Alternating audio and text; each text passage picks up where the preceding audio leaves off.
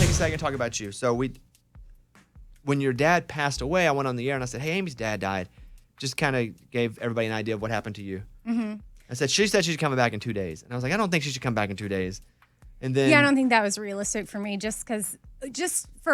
not that there's so much happening in my life that I think it's been known for, at least to listeners that have been listening all the time, like for several months now, even end of last year. There's just a lot happening. And my dad dying is probably the last thing I was thinking I would add to my list, especially because he had literally just moved in with me.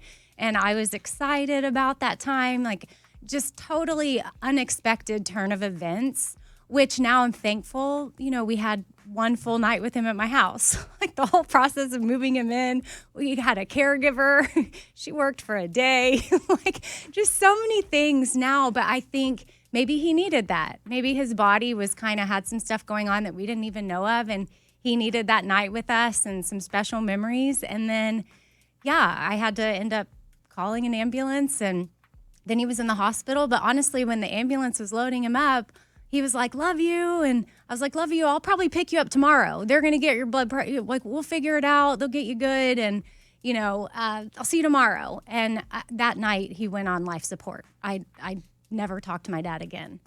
And, you know, that was just something. I was still in denial, though, even though the doctor was like, hey, you should call siblings. Like, I have a sister and a half brother and a half sister. He's like, I think they should come.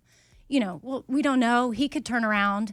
And I'm thinking, what? So I am still working at this point, still coming in, and I think I'm in denial. And then I found out later, I guess my sister had texted you. Mm-hmm. I didn't know that at the time, but I think she texted you, like, I don't think Amy should work anymore. And I said, I've been telling Amy not to work. Right. And I was like, what? I didn't realize the severity. And being that he was on life support and his body was kind of declaring that it was time, we had to make the tough decision. Me and my three other siblings, all of his kids were gathered around him, and we after several days, we even put it off a day. We were going to do it one day, and then we're like, oh, we can't do it. So we had one more day with him, and then removed him from life support. And but his body was ready. Like, it felt right. And the hospital we were at, they were amazing. I've never been through anything like that ever. I mean, I was with my mom for her final breath, but it was natural. Like, well, I mean, I guess his was too, but she wasn't on any kind of life support. The cancer had kind of taken over. But then reliving this with my dad was a powerful moment. And, you know, I even told Bobby this, like, we had a playlist going, and it was just crazy because my favorite song in the world and my dad's is George Strait, Amarillo by Morning. And we had the playlist on shuffle, and the songs are shuffling through. We had no idea when the doctor was like actually doing the final thing that would lead him to the final breath. And Amarillo by Morning finished. And then the next song kind of started for a second. And then the nurse came in and said, hey, I just wanted y'all to know he's taken his final breath. And we were all just like, you know, there with him, and it was super emotional, but we were like, how fitting that he would. I mean, do you know how many times I've two-stepped to that song with my dad, and that we just kind of all pictured him like two-stepping his way into heaven. And, you know, then after that, I think the reality of him being gone set in. I went back home, and of course I had his new bedroom and everything set up, and my family and friends, like, you know, people that went into action, and they're like, we need to move all of this out. Let's get this back. You know, like, this is too much memory. And then with all the things happening in my life, kind of some that people know about, some that people don't, like, everything just, I realized if I don't maybe take some sick days and some vacation days, like I was talking to work and talking with you, and I'm like, how can we make this happen? Like, I think I need to go do some like intensive type therapy stuff just so that I can be better and not, you know, let this all completely implode at some point. So I realize not everybody has that type of time, and I'm super grateful for it. And I'm thankful to listeners that were checking in. And I wasn't on social media at all, but I would hear from other people and get different notes or emails. And yeah, I have a lot of gratitude for the time. And I went and I got some healing from the trauma and the just some other stuff, and hopefully I'm back a better person. And I still have a lot of work to do, but I just feel for anybody out there that's going through a lot, whether it's one thing or multiple things at once. Like, I hope you know that you're not alone, and I hope that you have someone you can talk to and that you can get through it, because I feel like I am making my way, I'm like shaking while I'm talking, making my way to the other side of some hard stuff. And I just hope I can show up for my job, for my family, be a mom, for my friends, and but show up here, because I feel like part of our responsibility of having this platform is sharing some of our story, the good times and the bad, and showing up for people that also might be going through something hard, and giving them that hope. And so I'm thankful I had that time for self-exploration, and I'm back.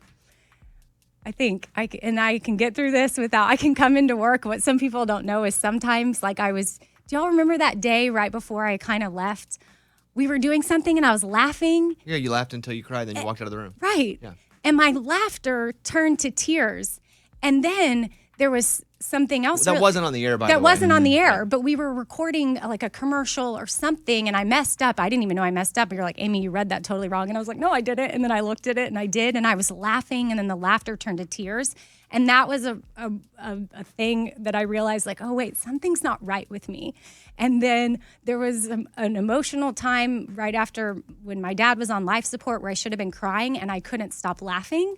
So that, that was another sign of like, there's a lot going on. And I'm also reading a book called The Body Keeps the Score.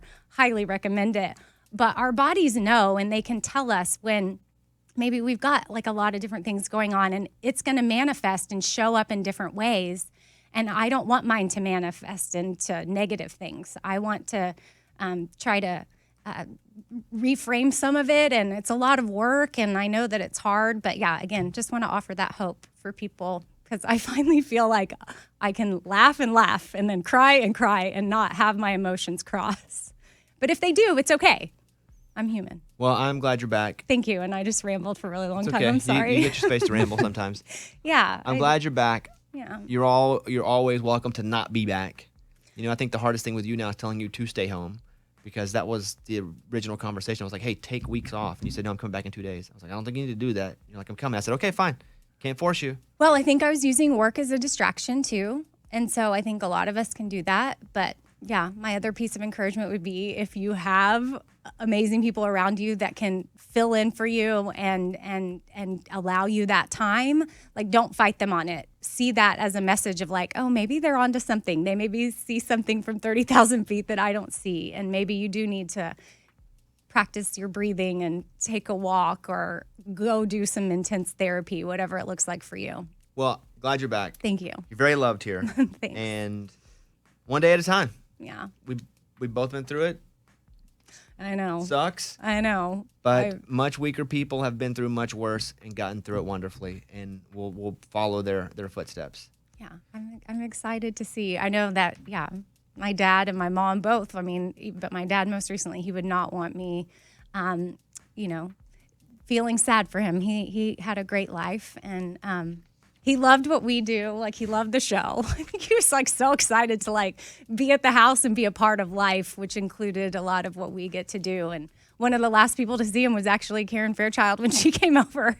That was his last full day at the house, and she met him and was super sweet and kind to him. And I don't know, I was excited for him to be a part of my life, but that's okay. He got that one day, and it was awesome. It's a Bobby Bones show.